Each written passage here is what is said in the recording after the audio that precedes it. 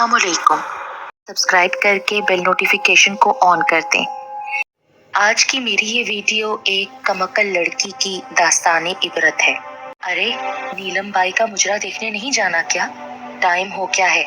मुजरा तो स्टार्ट हो गया होगा और तुम लोग बड़े आराम से बैठे हो। चलो उठो, जल्दी करो। जाजिब के तीनों दोस्त अहमर, हफीज और ताहिर उठ खड़े हुए। हफीज कहने लगा, यार नीलम बाई तो बड़ी गजब की चीज है। हाय जालिम की क्या अदाएं हैं। जब वो पतली नाजुक कमर मटकाती है ना, माथे पर हाथ रखकर सलाम करती है, जब वो झील जैसी गहरी आंखें घुमाती है, तो मैं अपना हाथ सीने पर रख लेता हूँ। काश एक रात के लिए उसकी बुकिंग हो जाए, फिर तो मजे ही मजे। जाजिब कहने लगा, यार चलना भी है कि नहीं, या यहीं उसके हुस्न के कसीदे पढ़ते रहोगे? अगले 5 मिनट में वो अहमर की कार में सवार बाजारे हुस्न की तरफ जा रहे थे और 20 मिनट के बाद वो नीलम बाई के कोठे पर बैठे थे। मुजरा अभी शुरू नहीं हुआ था। तमाशबीन नीलम बाई का इंतजार कर रहे थे। 5 मिनट के बाद पर्दे की ओट से नीलम बाई बरामद हुई। उसने झुककर माथे पर हाथ रखकर सब तमाशबीनों को आदाब बोला और कालीन पर बैठकर घुंघरू बांधने लगी। तमाम साजिंदे, तबला बजाने वाला, हारमोनियम, सारंगी बजाने वाला मुस्तैद बैठे थे। जैसे ही नीलम बाई घुंघरू बांध कर खड़ी हुई तो तमाम साजीने बज उठे और नीलम बाई ने नाचना शुरू कर दिया। तमाशबीन उसकी हर हर अदा पर मिटे जा रहे थे और उस पर नोट फेंक रहे थे।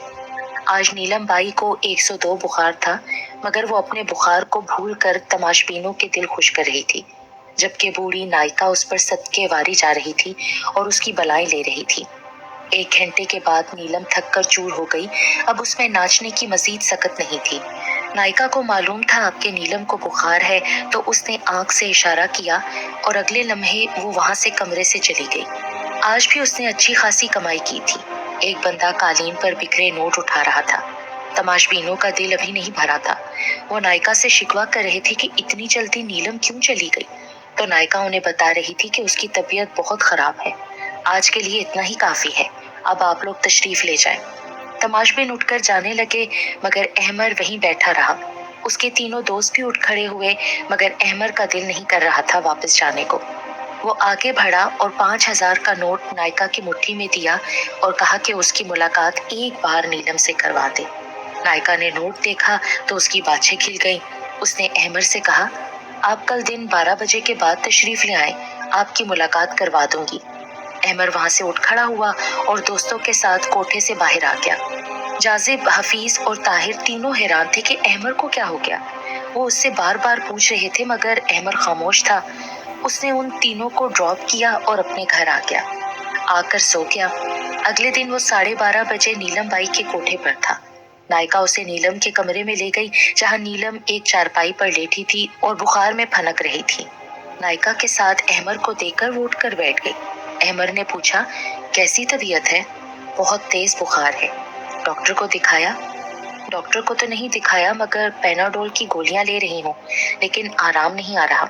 चलें, उठें, आपको डॉक्टर के पास ले चलता हूँ, अहमद ने खड़े होते हुए कहा। नायिका ने भी जाने का इशारा दे दिया था, तो वो एक रोबोट की तरह नायिका के इशारे पर उठ खड़ी हुई। उसने मुंह हाथ धोया, सर पर चादर ली और जाने के लिए तैयार हो गई। मैं भी साथ चलती हूँ, नायिका ने नीलम का हाथ थामते हुए कहा। अहमद ने दोनों को अपनी कार में बिठाया और एक डॉक्टर के क्लिनिक में ले गया, जहां डॉक्टर ने नीलम का अच्छी तरह मुआयना किया और कहा कि परेशानी की कोई बात नहीं, मौसमी बुखार है, मैं ये दवा लिख रहा हूँ। दवा के साथ साथ 1-2 दिन रेस्ट करें, अच्छी ग़िज़ा लें तो ठीक हो जाएंगी। अहमद ने मेडिकल स्टोर से दवा ली, कुछ जूस के डब्बे लिए, फलों की दुकान से काफी सारे फल लिए और उनको लेकर कोठे पर आ गया। उसने नीलम को हदायत की कि बाकायदगी के साथ दवा और इसके साथ साथ फल खाने हैं, मुकम्मल आराम करना है। फिर उसने अपनी जेब से 15,000 रुपए निकाल कर नायिका को दी और कहा, आज रात ये मुजरा नहीं करेगी, इसे बेड रेस्ट की जरूरत है। ठीक है, जैसा आप कहते हैं वैसा ही होगा। फिर उसने नीलम को दवा खिलाई और कहा, चारपाई से बिला जरूरत नहीं उठना। अहमद एक अमीर बाप का बेटा था। उसके बाप की शहर में बहुत जायदाद थी। कई मकान, दुकानें, गोदाम, 3 प्लाजे उसकी मलकियत में थे, जिनसे 8-10 लाख रुपए माहवार कराया आता था। अहमद की उम्र अभी सिर्फ 14 साल हुई थी कि उसकी माँ का इंतकाल हो गया था। जब तक उसकी माँ जिंदा थी, वो बाकायदगी से स्कूल और मस्जिद में 5 वक्त की नमाज के साथ साथ कुरान पाक का सपारा पढ़ने जाया करता था। اس کی ماں ایک مذہبی عورت تھی، وہ اپنے بچے کو دنیاوی زندگی کے ساتھ ساتھ آخرت کی بھی تیاری کروا رہی تھی۔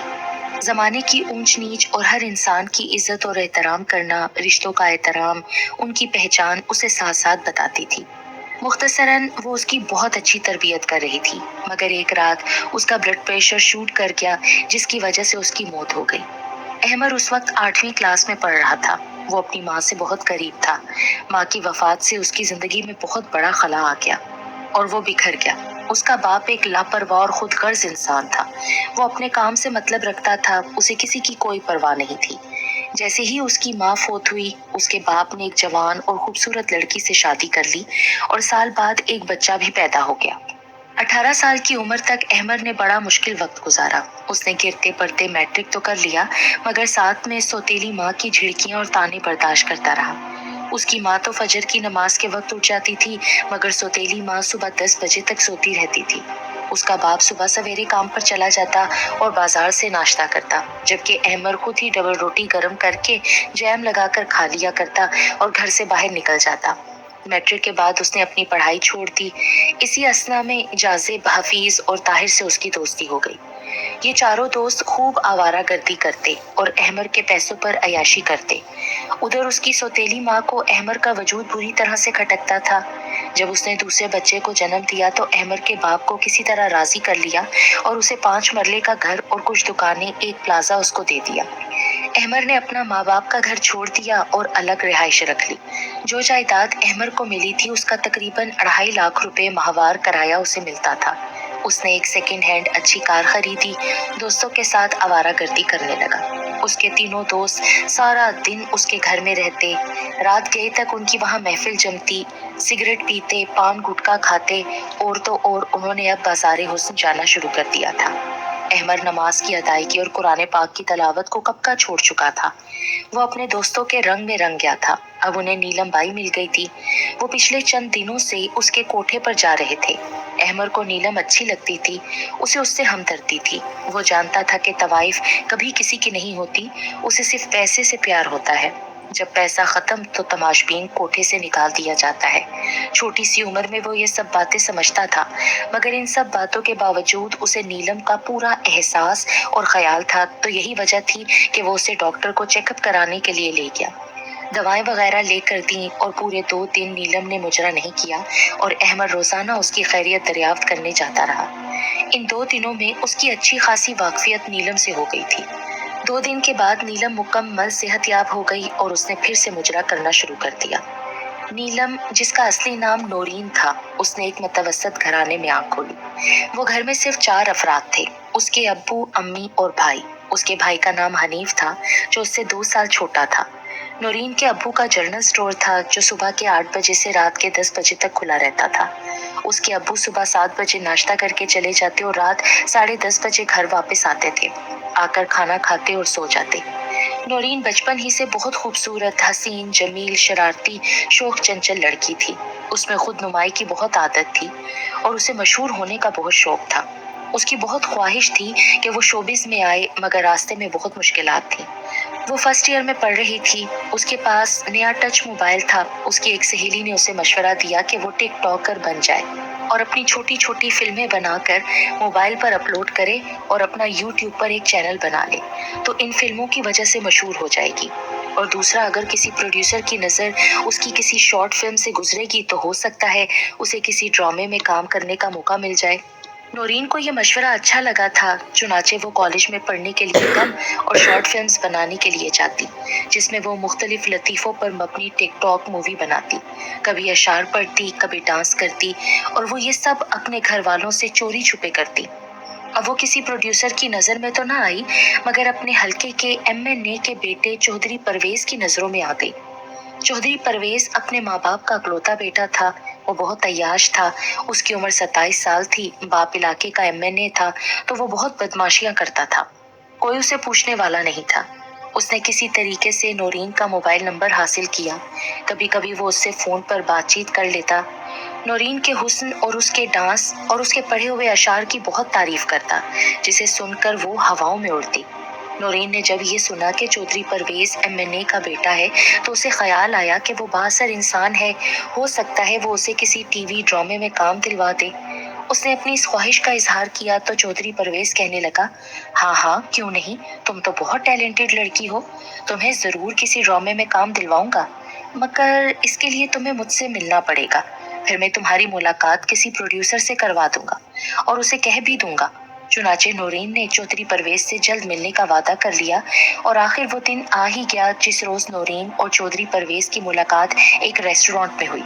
چودھری پرویز نے پرتکلف کھانے کے ساتھ ساتھ بہت سارے تحفے، جن میں قیمتی کپڑے، پرفیومز، میک اپ کٹ، ہینڈ بیگ، گرم چادر شامل تھی، نورین کو دیے۔ اس کے حسن اور سراپے کی دل کھول کر تعریف کی اور وعدہ کیا کہ اگلی ملاقات میں وہ اسے پروڈیوسر سے ضرور ملوا دے گا۔ نورین خوشی خوشی گھر لوٹ آئی۔ وہ پگلی کیا جانے، بکرے کو قربان کرنے سے پہلے اس کی خوب خدمت کی جاتی ہے، کھلایا پلایا جاتا ہے، نہلایا دھلایا جاتا ہے، پھرایا ٹرایا جاتا ہے اور پھر آخر قربان کر دیا جاتا ہے۔ نورین بھی قربان ہونے جا رہی تھی، مگر وہ اپنی قربانی سے لا علم تھی۔ وہ تو اپنے حالات میں مگن تھی اور مشہور ہونا چاہتی تھی۔ یہی اس کا خواب تھا جس کی تکمیل وہ چودھری پرویز سے چاہتی تھی، مگر چودھری پرویز ایک کایا، چالاک، مکار اور عیار نوجوان تھا۔ وہ کئی کلیوں کا رس چوس چکا تھا، ہوس پرست انسان تھا اور اس کی ہوس کا شکار کئی لڑکیاں اپنی قسمت کو کوس رہی تھیں۔ انہی میں نورین بھی شامل ہونے جا رہی تھی۔ چودھری پرویز کا کوئی بھی جاننے والا پروڈیوسر نہیں تھا، وہ تو اس نے نورین کو پھانسنے کے لیے صرف چارہ ڈالا تھا۔ ایک ہفتے بعد نورین کی ملاقات دوبارہ چودھری پرویز کے فارم ہاؤس میں اس سے ہوئی۔ اس نے نورین سے کہا کہ اس کی بات پروڈیوسر سے ہو گئی ہے، وہ تھوڑی دیر میں یہاں آ رہا ہے۔ اس نے چکنی چپڑی باتوں سے نورین کا خوب دل بہلایا، اس کی عزت تار تار کی۔ نہ صرف خود بلکہ اس کے دوستوں نے بھی اسی بہتی گنگا میں خوب ہاتھ دھوئے۔ چودھری پرویز نے اپنے ایک دوست کے ساتھ نورین کی ایک فلم بھی بنا لی اور اسی فلم کے بل بوتے پر وہ نورین کو بلیک میل کرنے لگا۔ نورین ان کے ہاتھوں میں کھلونا بنی ہوئی تھی۔ اس نے کسی بھی پروڈیوسر سے نورین کی ملاقات نہیں کروائی۔ حقیقت یہ تھی کہ کوئی پروڈیوسر تھا ہی نہیں۔ وہ جب چاہتا نورین کو اپنے فارم ہاؤس پر بلا لیتا اور چودھری پرویز اور اس کے دوست اس سے خوب دل بہلاتے۔ نورین ان کے درمیان بری طریقے سے پھنس چکی تھی۔ وہ اس دلدل سے نکلنا چاہتی تھی، مگر وہ ہر روز اس میں دھستی جا رہی تھی۔ ایک دن اس کے ابو کی طبیعت بہت خراب تھی۔ اس روز انہوں نے اپنا جنرل اسٹور نہ کھولا۔ وہ گھر پر ہی تھے۔ اس کا بھائی بھی آج گھر پر تھا۔ نورین کو چودھری پرویز نے کال کر کے اپنے فارم ہاؤس پہنچنے کا کہا، مگر اس نے بتایا کہ وہ نہیں آ سکتی کیونکہ اس کے ابو اور بھائی گھر پر ہے۔ اتنا کہہ کر اس نے موبائل آف کر دیا۔ چودھری پرویز کو بہت غصہ آیا تو اس نے نورین کی فلم سوشل میڈیا پر وائرل کر دی۔ ہر جگہ اس کی فلم کے چرچے ہونے لگے۔ کچھ لوگ توبہ توبہ کرنے لگے اور زیادہ لوگ تو اس سے چسکے لینے لگے۔ کسی طریقے سے وہ فلم نورین کے بھائی حنیف تک بھی پہنچ گئی، جسے دیکھ کر وہ غصے سے تلملا اٹھا۔ وہ اپنے گھر نہیں گیا۔ اس نے اس فلم کی تحقیق کی تو اسے پتہ چلا کہ اس کے پیچھے چودھری پرویز ہے اور ساری کارستانی اسی کی ہے۔ اس نے بازار سے ایک تیز دھار خنجر لیا، اسے اپنے کپڑوں میں چھپایا۔ اب چودھری پرویز کی موت آئی ہوئی تھی۔ کہتے ہیں کہ جب گیدڑ کی شامت آتی ہے تو وہ شہر کی طرف رخ کرتا ہے۔ چودھری پرویز کی موت اسے بازار کی طرف لے آئی جہاں حنیف موجود تھا۔ چودھری پرویز جیسے ہی گاڑی سے اترا تو اسے دیکھ کر حنیف کا خون کھول اٹھا۔ وہ غصے سے دوڑ کر اس کی طرف گیا اور آؤ دیکھا نہ تاؤ جاتے ہی اس پر حملہ آور ہو گیا۔ خنجر کے وار سیدھے اس کی گردن پر کیے، جس سے اس کی شہرک کٹ گئی اور وہ زمین پر گر کر تڑپنے لگا۔ چودھری پرویز کے ساتھی لپک کر اس کے پاس آئے مگر دیر ہو چکی تھی۔ خون کے فوارے چھوٹے ہوئے تھے اور وہ ہاتھ پاؤں ہلا رہا تھا۔ چودھری پرویز کے ساتھیوں نے حنیف کو پکڑ لیا۔ ایک نے ایمبولینس، دوسرے نے پولیس کو کال کر دی، مگر ایمبولینس کے پہنچنے تک چودھری پرویز ٹھنڈا ہو چکا تھا۔ انہوں نے اس کی لاش کو ایمبولینس میں ڈالا، ہسپتال لے گئے، پولیس بھی آ گئی اور حنیف کو گرفتار کر کے پولیس اسٹیشن لے گئی۔ ڈاکٹر نے چودھری پرویز کی لاش کا معائنہ کیا اور موت کی تصدیق کر دی۔ اس کے باپ MNA کو، جو اس وقت اسلام آباد میں قومی اسمبلی کے اجلاس میں تھا، ٹیلی فون پر اس کے اکلوتے بیٹے کے قتل کی اطلاع ملی تو وہ اجلاس چھوڑ کر روتا پیٹتا اپنے شہر آ گیا۔ چودھری پرویز کے قتل کی خبر جنگل میں آگ کی طرح سارے شہر میں پھیل گئی۔ ٹی وی پر اس کی موت کی خبر کو بریکنگ نیوز بنا کر نشر کیا گیا۔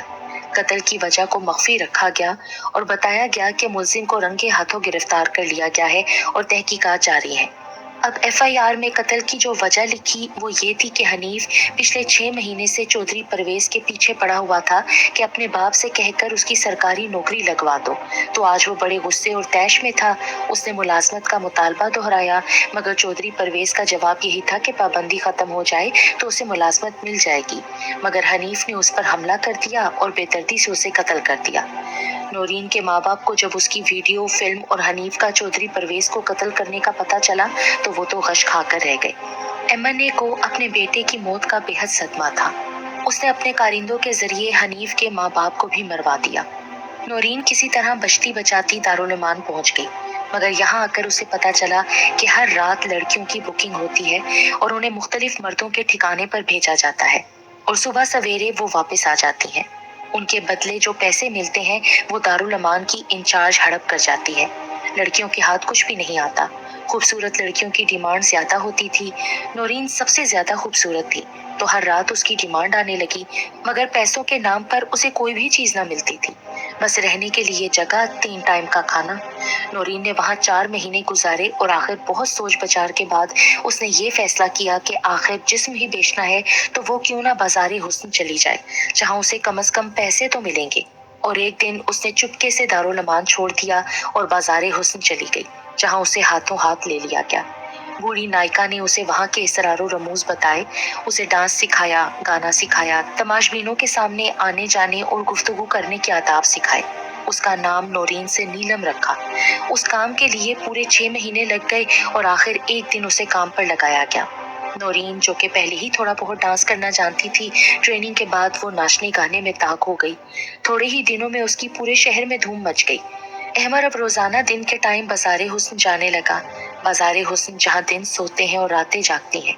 अहमर को नीलम बाई बहुत अच्छी लगती थी, बल्कि उससे प्यार हो गया था। वो महंगी महंगी शॉपिंग करवाता, उसे होटल से खाना खिलाता, दूसरे लफ्जों में वो अपनी दौलत उस पर लुटा रहा था। एक दिन उसने इजहार मोहब्बत कर दिया, जिसे सुनकर नीलम हंस पड़ी। अहमर कहने लगा कि वो संजीदा है और उसे अपनी शरीके हयात बनाना चाहता है। तो इस पर नीलम ने उसे अपने सारे हालात और बाजारे हुस्न तक पहुंचने के वाकयात सुना दिए। अहमर कहने लगा, गो तुम्हारा माजी तो बुरा नहीं है, तुमने बहुत गुनाह के काम किए हैं, मगर मेरे लिए तुम बस मेरी नीलम हो। तुम्हारे साथ जो भी हुआ, मगर तुम मुझे हर हाल में कबूल हो। अहमर साहब, आप जज्बाती ना हो। अगर मैं आपसे शादी कर भी लूं ना, तो 2-4 साल बाद आपके सर पर सवार जो इश्क का भूत है ना, उतर जाएगा। एक तो मेरी उम्र आपसे ज्यादा है, दूसरा मैं बाजारे हुस्न की अब तवाइफ हूँ, तीसरा बहुत सारे मर्दों ने मुझे पामाल किया है। मैं गुनाहों की गठड़ी हूँ। मेरे साथ शादी करने के बाद आप मुआशरे में सर उठाकर नहीं चल सकेंगे। लोग आपको ताने देंगे कि वो देखो, एक तवाइफ का खाविन जा रहा है, और आप फिर शर्मिंदा होंगे। इसमें शर्मिंदगी की क्या बात है? किसी को बुराई और गुनाहों की दलदल से निकालने का काम अच्छा है या बुरा? अच्छा काम करने के नतीजे में मैं सर उठाकर जीऊंगा। मुझे लोगों की बातों और तानों का कोई डर खौफ नहीं है। मुझे तुमसे सच्चा इश्क है, जिसकी वजह से मैं तुम्हें अपनी शरीके हयात बनाना चाहता हूँ। और याद रखो, जिंदगी में कभी तुम्हारे माजी का जिक्र तक नहीं करूंगा और ना ही तुम्हें कभी कोई ताना दूंगा। ये मेरा वादा है। मेरा सारा खलूस और प्यार सिर्फ और सिर्फ तुम्हारे लिए है। मैं तुम्हें बहुत चाहता हूँ और हमेशा चाहता रहूंगा। बस तुम हाँ कर दो, फिर देखो मैं तुम्हें किस तरह यहाँ से निकाल कर ले जाता हूँ। अहमर की बातें सुनकर नीलम खामोश हो गई और कहने लगी, अहमर साहब, अगर आप बज़िद हैं तो ठीक है, मुझे 2-4 दिन सोचने के लिए दें, फिर मैं आपको बता दूंगी। तुमने किससे सलाह मशवरा करना है? अपने आप से, अपने ज़मीर से और अपने दिल से। और हाँ, आपकी मोहब्बत को ठुकरा नहीं रही। मुझे उम्मीद है कि फैसला आपके हक में आएगा। बस मुझे 3 या 4 दिन का टाइम दे दें तो मैं आपको बता दूंगी। अहमर खुशी खुशी वहां से वापस आ गया। रात को वो सोने के लिए लेटा तो उसकी आंखों में नीलम की तस्वीर थी और उसका दिल नीलम के प्यार से भरपूर था। वो नीलम को बाइज़्ज़त जिंदगी गुजारने का मौका देना चाहता था, उसकी महरूमियों का अजाला करना चाहता था। वो उसके माथे पर लगा तवाइफ का लफ्ज मिटाना चाहता था। वो उसे अपने घर की मलिका बनाना चाहता था। इधर नीलम ने अहमर के दिल में अपने लिए प्यार का जज्बा देखा। उसे वहां खलूस, सच्चाई और वारफ्तगी नजर आई तो उसका दिल पसीज गया। उसने अहमर की मोहब्बत को कबूल कर लिया। वो खुद इस माहौल से निकलना चाहती थी। उसकी भी अब यही आरजू थी कि उसका अपना घर हो, शोहर हो, बच्चे हों। वो अपने खाविंद की खिदमत करे, बच्चों को पाले, एक बाइज्जत मुहज्जिब। 4 सालों में उसने तमाम हालात और वाकयात देख लिए थे। अब उसे अहमर का साथ मिल रहा था। वो दिलो जान से उससे शादी करने के लिए आमादा थी। उसने अहमर के हक में फैसला दे दिया था। अब अगली मुलाकात में उसने उसे बताना था। शाम हुई तो कुछ बंदे बाजारे हुस्न आए और नायका से मिले। उन्होंने कहा कल उनके यहाँ शादी की तकरीब है और मेहंदी है, तो वो नाच गाने का प्रोग्राम करवाना चाहते हैं, जिसके लिए नीलम उनकी बड़ी सी हवेली में रात भर मुजरा करेगी। उन्होंने 1 लाख रुपए एडवांस नायिका को दिया और कहा मुजरे के बाद 2 लाख रुपया और देंगे। वेले अलग होंगी, जो पैसे नीलम पर निछावर होंगे वो भी उन्हीं के होंगे। इतने पैसों का सुनकर नायिका की राल टपकने लगी। उसने लाख रुपया पकड़कर हामी भर ली। उन बंदों ने कहा कल शाम को हमारी गाड़ी नीलम बाई को लेने पहुंच जाएगी, आप इसे तैयार रखना। नायिका ने नीलम बाई से बात की तो वो ये सोचकर मान गई कि ये उसकी जिंदगी का आखिरी फंक्शन होगा। नायिका को पैसों की जरूरत है। फंक्शन से अगले दिन उसने बाजारे हुस्न को हमेशा हमेशा के लिए खैराबाद कह देना था और चुपके से अहमर से निकाह करके एक नई जिंदगी का आगाज करना था। अहमर अपने तीनों दोस्तों से दूर हो चुका था। वो उनसे बहुत कम मिलता। बाजारे हुस्न भी अकेला ही जाता, जिसका उसके दोस्तों को ये कल्प था, क्योंकि वो तीनों खाली जेब थे। अहमर के पैसों पर ही वो ऐशी कर रहे थे, मगर पिछले 1 माह से अहमर ने उनसे अपना हाथ खींच लिया था। अहमर के दोस्तों को पता चल गया था कि वो नीलम के इश्क में मुब्तला है। वो तीनों अंदर ही अंदर जल भुन रहे थे और एक दिन अहमर के वालिद के पास जा पहुंचे। उसे सारा माजरा कह सुनाया। अहमर अपनी दौलत नीलम बाई पर निछावर कर रहा है और अनकरीब उससे शादी भी कर रहा है। जनाब, आप इस शहर की मुअज़्ज़ज़ और शरीफ हस्ती हैं। अहमर आपके खानदान की इज्जत को दांव पर लगाना चाहता है, तो आप अपनी इज्जत को बचा लें। अपने बेटे के दोस्तों की बातें सुनकर उसकी गैरत को जोश आया और वो अहमर को मिलने उसके घर पहुंच गया और जाकर उससे पूछा, मैं ये क्या सुन रहा हूँ अहमर? हाँ अब्बू, ये बात दुरुस्त है। मैं नीलम से प्यार करता हूँ और उसे अपनी बीवी बनाना चाहता हूँ। ये बात सुनकर उसका बाप तैश में आ गया और कहने लगा, अच्छा, तो तुम एक तवाइफ को मेरी बहू बनाने जा रहे हो? मैं ऐसा हरगिज नहीं होने दूंगा। वो खानदानी तवाइफ नहीं है अब्बू, एक शरीफ घराने की बेटी है। उसके हालात ही ऐसे हो गए थे कि वो बाजारे हुस्न पहुंच गई। अब वो शरीफाना जिंदगी गुजारना चाहती है, तो मैं हर हाल में उससे शादी करूंगा और मैं शादी का वादा कर चुका हूँ। अहमर के बाप ने उससे बहुत तकरार की, मगर वो टस से मस ना हुआ और अपनी जिद पर अड़ा रहा कि वो शादी करेगा तो सिर्फ और सिर्फ नीलम से, वरना वो किसी से शादी नहीं करेगा। अपने बेटे का अटल इरादा देखकर बाप कहने लगा कि वो उसे अपनी तमाम मनकूला और गैर मनकूला जायदाद से आग करता है। अब उसे 1 रुपया भी नहीं मिलेगा। कल तक वो ये घर भी छोड़ दे। मैं सुबह अखबार में आगनामे का इश्तिहार भी छपवा दूंगा। अब इसे मेरी जायदाद से एक पाई नहीं मिलेगी। इतना कहकर उसका बाप गुस्से से पांव पटकता वहां से चला गया। अहमर ने सोचा वो अपनी गाड़ी बेचकर कोई छोटा मोटा काम कर लेगा, मगर अपने बाप से भीख नहीं मांगेगा। अगले दिन नीलम खूब बन ठन कर तैयार हुई, बेहतरीन सूट पहना। आज वो आसमान से उतरी हुई कोई हूर लग रही थी। वो रात के 10 बजे शादी वाले घर पहुंच गई। सब लोग उसे देखते ही रह गए। थोड़ी देर के बाद म्यूजिक बजने लगा और वो थिरकने लगी।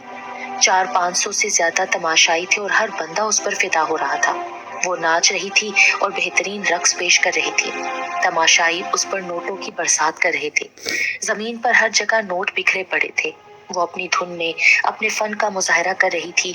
उसी रक्सो सरूर की महफिल में कुछ मंचलों ने शराब पीनी शुरू कर दी थी और नशे में बदमस्त होकर उसके साथ नाचना शुरू कर दिया। नाचते नाचते एक जवान ने नीलम को पकड़ लिया और जबरदस्ती करने लगा। नीलम ने अपने आप को छुड़ाने की बहुत कोशिश की, बहुत हाथ पांव मारे, मगर उस नौजवान की गिरफ्त बहुत मजबूत थी। हर तरफ शोरो गुल था। अपनी अपनी बसात के मुताबिक हर बंदा अपना हिस्सा डाल रहा था। कोई उन्हें रोकने वाला नहीं था। पूरा घंटा इबलीस रक्स करता रहा और नीलम पामाल होती रही। वो बेचारी दम साधे सिमटी अपने जिस्म को उन भेड़ियों से बचाने की कोशिश करती रही, मगर बेसूद। वो तादाद में बहुत ज्यादा थे और वो अकेली एक नरमो नाजुक लड़की थी। आखिर वो बेहोश हो गई। लोग उसके साथ दरिंदगी का मुजाहरा करते रहे। वो कुत्तों के गोल में पड़ी रही जो उसके जिस्म की बोटियां नोचते रहे और इसी हालत में आखिरकार उसकी मौत वाक़ई हो गई। अहमर ने अपना घर छोड़ दिया, सीधा बाजारे हुस्न गया। वहां उसे पता चला कि नीलम शादी के एक फंक्शन में परफॉर्म करने गई है। उसने शादी वाले घर का एड्रेस पूछा और वहां पहुंच गया। लोगों का एक हजूम था और पुलिस वहां आई हुई थी और वो लोगों से पूछगछ कर रही थी। पंडाल के दरमियान में नीलम की निचड़ी हुई और रोंधी हुई जख्म खोरदा बेलिबास लाश पड़ी थी। उसका पूरा जिस्म जख्मों से भरा पड़ा था और कई जगहों पर खून जमा हुआ था। अहमद गुमसुम खड़ा वहां लाश को देखे जा रहा था। उसकी आंखों से आंसू रवा थे। अपनी मोहब्बत का ये हाल देखकर, उसकी उधड़ी हुई लाश देखकर वो अपने हवास खो बैठा। एक तो उसके बाप ने उसे अपनी सारी जायदाद से आग कर दिया था और जिसके लिए आग किया था वो बेचारी बेबसी की मौत मर गई थी। अहमद पागल हो गया। जब उसके बाप को पता चला तो उसने अहमद को महंगे अस्पताल में दाखिल करवा दिया, जहां मुल्क के सब काबिल और लायक डॉक्टर्स उसका इलाज कर रहे हैं, मगर उसकी हालत जूं की त्यों है। वो हर वक्त नीलम की याद में खलाओं में घूरता रहता है। वो लड़की जो हदें फलांग कर एक कभी जिंदगी गुजारती है। मुआशरा उसको तवाइफ कहता है। वो नाकाबिले नफरत होती है, मगर उन मर्दों के बारे में क्या ख्याल है जो ऐसी मुकरू पेशे वाली औरतों के पास जाते हैं और अपने नशे में मस्त होकर कुत्तों की तरह उन्हें भंभोड़ के रख देते हैं।